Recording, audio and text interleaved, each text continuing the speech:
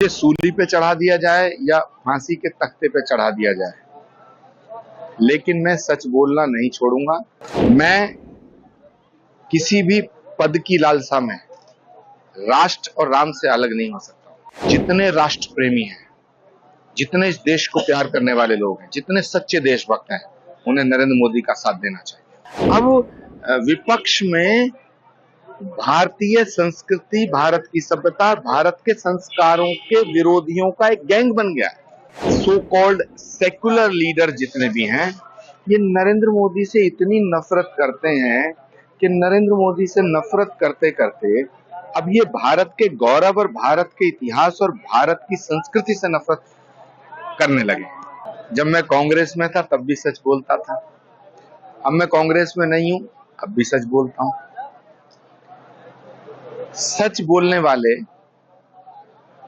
किसी सजा से नहीं डरते। सच बोलने वालों को सूली पे चढ़ाया गया है, सच बोलने वालों को फांसी के तख्ते पे चढ़ाया गया है। और मुझे सूली पे चढ़ा दिया जाए या फांसी के तख्ते पे चढ़ा दिया जाए, लेकिन मैं सच बोलना नहीं छोड़ूंगा। मेरे लिए सत्ता और सियासत बहुत छोटी है, राम और राष्ट्र बड़ा है। मैं किसी भी पद की लालसा में राष्ट्र और राम से अलग नहीं हो सकता। मैं राम और राष्ट्र से समझौता नहीं कर सकता। जो सनातन का विरोध करेगा मैं उसका विरोध करूंगा, जो राम का विरोध करेगा मैं उसका विरोध करूंगा, जो राष्ट्र का विरोध करेगा मैं उसका विरोध करूंगा। और ये जो वर्तमान का विपक्ष है, ये राष्ट्र द्रोह का कार्य कर रहा है।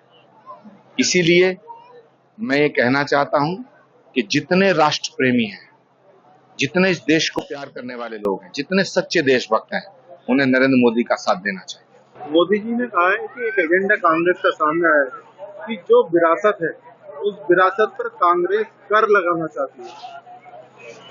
देखिए, सिर्फ कांग्रेस नहीं, जितने भी विपक्षी नेताओं का एक ग्रुप बन गया, एक गैंग बन गया है।